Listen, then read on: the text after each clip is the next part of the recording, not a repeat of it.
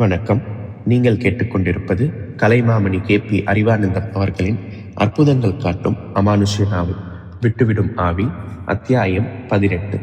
இது இந்த நாவலின் கடைசி அத்தியாயம். காலை சுமார் 6 மணி இருக்கும்.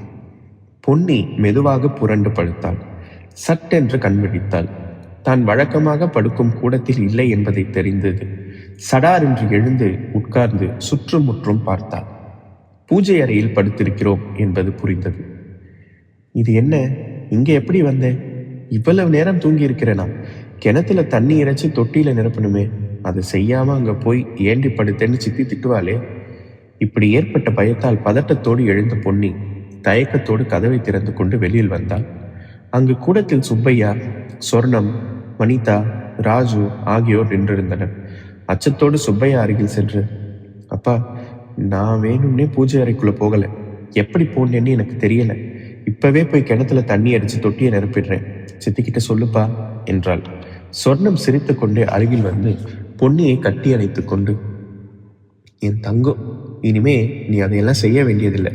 அதுக்கெல்லாம் ஆள் போட்டாச்சு, அவங்க செஞ்சிருவாங்க என்றாள். வனிதா அருகில் வந்து, அக்கா, இனிமே நீ எதுவும் செய்ய வேண்டாம். அப்பா கூட உட்கார்ந்து பேசிக்கிட்டு அது போதும் என்றாள். ராஜுவும் அருகே வந்து, ஆமாங்கா என்றான். பொன்னிக்கு ஒன்றும் புரியவில்லை. இதெல்லாம் உண்மைதானா என்பது போல் தந்தையை பார்த்தாள். அவர், ஏமா அப்படி பார்க்குற? இனிமே சித்தி, உன் தங்கச்சி, தம்பி எல்லோருமே உன்கிட்ட அன்பா தான் பேசுவாங்க, பாசமா இருப்பாங்க என்றார். இதற்கெல்லாம் என்ன காரணம் என்று அவள் வியப்போடு நிற்க, அவரே, வாமா இப்படி உட்காரு என்று அவளை கட்டிலில் அமர வைத்து தானும் அமர்ந்தாள். மறுபக்கம் சொர்ணம் அமர்ந்தாள். வனிதாவும் ராஜு அருகே வந்து நின்றனர். சுப்பையா பொன்னியை பார்த்து, நேத்து என்ன நடந்துச்சு சொல்லு பார்ப்போம் என்றார். அது அது என்று யோசித்த அவள் சட்டென்று நினைவு வந்தவளாகி, சித்தி அந்த பேய்க்கு எனக்கு இருக்கிற இடத்துக்கு போய் தண்ணி கொண்டு வர சொன்னாங்க. நான் பயந்துக்கிட்டே போய் கிணத்துல எட்டி பார்த்தேன். உள்ளே இருந்து ஏதோ ஒன்று, அதுதான் பேயான்னு தெரியல, வேகமா பாஞ்சு என்னை பிடிச்ச மாதிரி இருந்துச்சு. நான் அலறிக்கிட்டு மயங்கி விழுந்தேங்கிறது ஞாபகம் இருக்கு. இன்னைக்கு காலையில பார்த்தா பூஜை ரூம்ல தூங்கிட்டு இருக்கேன். எப்படி அங்க போனேன்னு எனக்கே தெரியல. நடந்ததெல்லாம் உண்மையா பிரம்மையான்னு எதுவுமே புரியல என்றாள். சுப்பையா அவள் தலையை வருடியபடி, அது பிரம்மை இல்லைம்மா, உண்மைதான். ஆனா அது நேத்து நடக்கல, 3 வருஷத்துக்கு முன்னால நடந்தது. இது வரைக்கும் நீ பேய் பிடிச்ச பொண்ணாதான் இருந்த என்றதும் திடுக்கிட்டு எழுந்தாள் பொன்னி. அவர் சிரித்து கொண்டே அவளை அமர வைத்து, பயப்படாதே, அது சாதாரண பேய் இல்லை, ஒரு சித்தர். நீ ஒரு நாள் நம்ம வீட்டு வாசல்ல வந்து உட்கார்ந்த ஒரு சாமியார உன் சித்தி விரட்டின போது அவளுக்கு தெரியாம உன் சாப்பாட்டை கொண்டு போய் கொடுத்தியாமே, அவர் தான் அது. அவர் உனக்குள்ளே இருந்து இந்த வீட்டுக்கும் நம்ம ஊருக்கும் எவ்வளவோ நன்மைகளை செய்தார் என்றார். பொன்னி சற்று அமைதியடைந்தாள். அப்பொழுது முத்தையா, பரமசிவம், பொன்னுசாமி, நடேசன், ரஹீம்பாய் என 10-15 பேர் அவர்கள் வீட்டு பெண்களும் உடன் வர பொன்னியை பார்க்க வந்து விட்டார்கள். சுப்பையாவே அவள் எந்த நிலையில் இருந்தாள் என்பதை சொல்லிவிட்டார் என்பதால் சித்தர் பொன்னியின் வடிவில் என்னென்ன அற்புதங்கள் செய்தார் என்பதை எல்லாம் ஒருவர் மாற்றி ஒருவர் உற்சாகமாக சொல்ல தொடங்கினார்கள். கேட்க கேட்க பொன்னிக்கு ஆச்சரியம் தாங்கவில்லை. நானா, என் வடிவமா இப்படியெல்லாம் செய்தது என அதிசயத்து போனாள். அப்பொழுது வாசலில் நின்றிருந்த ஒருவர் பரபரப்போடு ஓடி வந்து, ஐயா ஐயா, நிறைய கார்கள், நம்ம கிராமம் இதுவரைக்கும் பார்த்திருக்கவே முடியாத பெரிய கார்கள் 10க்கு மேலே இருக்கும். 2 வேனும் வந்திருக்கிறது.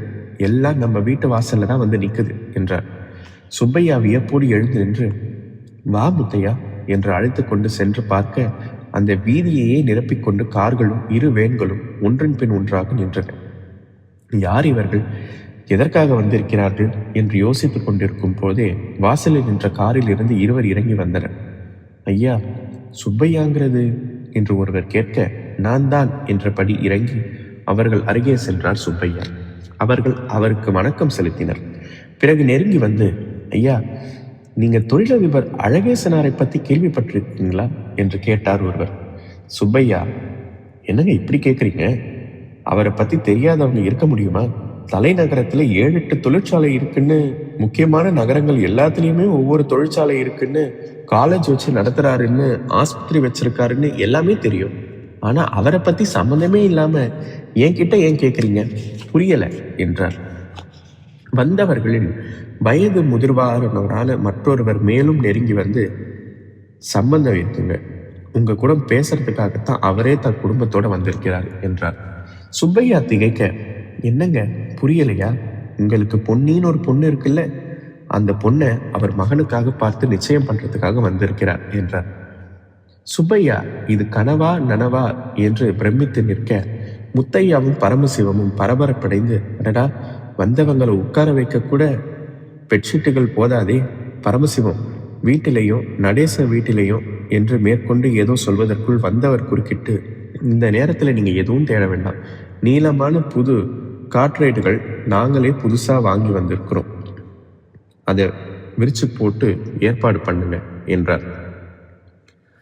ஒரு கணத்தில் உள்ளே செய்தி பரவி பெரும் பரபரப்பு ஏற்பட்டது. கூடத்தில் இருந்து கட்டில், பழைய நாற்காலிகள் யாவும் பின்னால் உள்ள தோட்டத்திற்கு கொண்டு செல்லப்பட்டன. கூடத்தை பெருக்கி சுத்தப்படுத்துவதற்கும் வந்தவர்கள் வேணிலிருந்து இறங்கி கார்ப்பரேட்களை கொண்டு வருவதற்கும் சரியாக இருந்தது. எல்லா இடத்திலும் போடப்பட்டிருந்தது. பெண்கள் ஒன்று கூடி, இப்ப என்ன செய்யறது, நிச்சயதார்த்தம்னா பெண் வீட்டு சார்பா 9 தட்டாவது வச்சாலுமே அதற்கு வேண்டிய பொருட்கள் எல்லாம் டவுனுக்கு போய் தான் வாங்கி வரணும் என்று பேசிக்கொண்டார்கள். அப்பொழுது 9 தட்டல்ல 21 தட்டுகள் வைக்கலாமே, எல்லாம் வாங்கி வந்துட்டோம் என்ற குரல் கேட்க வாசலில் 4-5 பெண்கள் தட்டுகளோடு நின்றார்கள். சொர்ணம் வியப்போடு முன்னால் சென்று, நீங்க என்று கேட்க, தொழிலதிபர் அழகேசரனோட கூட பிறந்த தங்கச்சி சாந்தி, இவங்க என் தோழிகள், நீங்க என்றாள். நான் பொன்னியோட அம்மா என்றாள் சொர்ணம். அப்ப என் அக்கா என்ற சாந்தி, இப்ப நாங்களும் உங்களோட சேர்ந்து பெண் வீட்டுக்காரங்க என்று சொர்ணத்தோடு இணைந்துக்கிறோம் என்று எல்லா தட்டுக்களையும் கொண்டு வர சொல்லுங்க என்றாள். மறுகணம் வெவ்வேறு கார்களில் இருந்து இறங்கிய பெண்கள் ஆளுக்கு ஒரு தட்டுக்களோடு வந்து கூடத்தில் வைத்தார்கள். அந்த இடம் தட்டுக்களால் நிறைந்தது.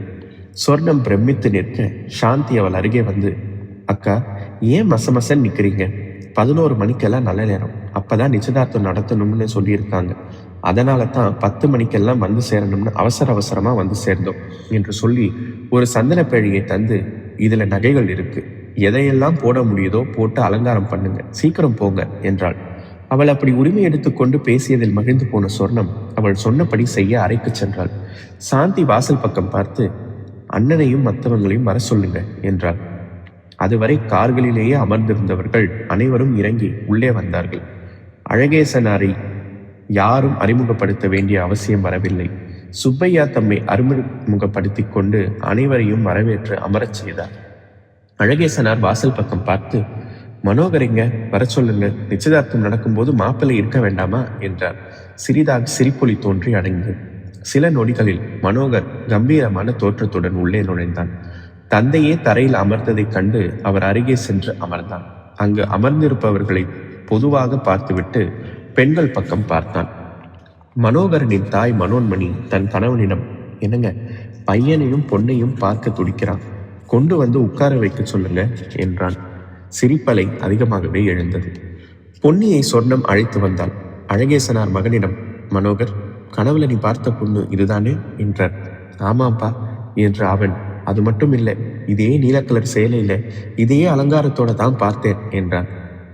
பொன்னியை கொண்டு வந்து அமர வைத்த பின் அழகேசனார் பொதுவாக பார்த்து, சென்னையில் இருந்து ஒரு தொழிலதிபர் தன் மகனுக்கு பெண் பேசி சேலத்தை தாண்டி இருக்கிற இளம்பள்ளி கிராமத்துக்கு எப்படி வந்தார்னு உங்களுக்கு எல்லாம் ஆச்சரியமா இருக்குது இல்லையா என்று கேட்டார். முத்தையா அவரை பார்த்து, ஆமாங்க, அதை பத்தி தான் நாங்க ஒருத்தருக்கு ஒருத்தர் அதிசயமா பேசிக்கிட்டு இருந்தோம் என்றார். சொல்றேன். சுப்பையாவாக பொன்னி உடம்புல புகுந்திருந்தவர் ஒரு சித்தர்னு இப்ப உங்களுக்கு எல்லாம் தெரியுங்கிறது எனக்கு தெரியும். ஆனா அவர் பேர் தெரிஞ்சிருக்காது. சச்சிதானந்த சுவாமிகள்னு அவருக்கு பேர். பல வருஷத்துக்கு முன்னாடி நான் சாதாரண நிலையில் இருந்த போது அவர் ஆசீர்வாதம் பண்ணி என் தொழிலை தொடங்கி வச்சார். இன்னைக்கு அது பல தொழிற்சாலைகளா, ஆஸ்பத்திரியா, காலேஜா பெருகி வளர்ந்திருக்கு. எனக்கு எந்த பிரச்சனை வந்தாலும் அவருடைய ஆசீர்வாதம் இல்லாம அதை செய்ய மாட்டேன். 3 வருஷத்துக்கு முன்னாடி என் கனவுல வந்து தனக்கு என்ன நடந்துச்சுங்கிறத சொல்லி, நான் வரலன்னா என் ஆசையும் துணையும் இருக்கும்னு சொன்னார். அதே போல நேத்து ராத்திரி 11 மணிக்கு என் கனவுல வந்து, நான் எந்த பெண்ணோட உடம்புக்குள்ள இருந்தேனோ அந்த பொண்ணு பொன்னியை உன் மகனுக்கு கட்டிவை, நாளைக்கே போய் நிச்சயதார்த்தம் பண்ணிடுன்னு சொன்னார். அதே நேரம் என் பையன் கனவிலையும் வந்து பொண்ணோட உருவத்தை காட்டியிருக்கார். அது கூட அதிசயம் இல்லை. இப்ப எந்த சேலை கட்டி எந்த நகைகள் போட்டிருக்கோ இதே வடிவத்துல காட்டியிருக்கார். அப்போ இத கூட அவர் தீர்மானிச்சிருக்கார். அவர் சொன்ன பிறகு தாமதிக்க முடியுமா? அதனால்தான் ராத்திரியோட ராத்திரியா எல்லாத்தையும் தயார் செய்துவிட்டு புறப்பட்டு வேக வேகமா பயணம் செய்து அவர் குறிப்பிட்ட நேரத்துல வந்து சேர்ந்துட்டோம். எங்களை பொறுத்தவரை அவர் ஒன்று சொன்னா அது எங்களுக்கு தெய்வத்தோட வாக்கு. அழகேசனார் சொன்னதை கேட்டு அங்கிருந்த அனைவர் உடலிலும் சிலிர்த்தது. நேற்று இரவு சுப்பையா கேட்ட கேள்விக்கு இன்றே விடையளித்து விட்டார் சித்தர் என புரிந்தது. சுப்பையா கண்களில் நீர் பெருக கரங்களை குவித்து வணங்கியபடி, உங்களுக்கு மட்டும் இல்லைங்க, இங்க இருக்கிற எங்க எல்லாருக்குமே அவர் வாக்கு தெய்வத்தின் வாக்குதான் என்றார். சித்தர் பொன்னிக்குள் போயிருந்த நடத்திய அற்புதங்களை விட அவளை விட்டு நீங்கிய பின் நடத்திய மிகப்பெரிய அற்புதமாக அந்த நிச்சயதார்த்தம் நடந்து கொண்டிருக்க சித்தர் கண்ணுக்கு தெரியாமல் என்று புன்னகை புரிந்து கொண்டிருந்தார். அங்கிருந்த அனைவரும் அந்த நேரத்தில் அவரை நினைத்து துதித்து அருளாசி வழங்கினார். இத்துடன் இந்த நாவல் நிறைவுற்றது. மீண்டும் வேறு ஒரு நாவலுடன் உங்களை சந்திக்கிறேன். அதுவரை நன்றி, வணக்கம்.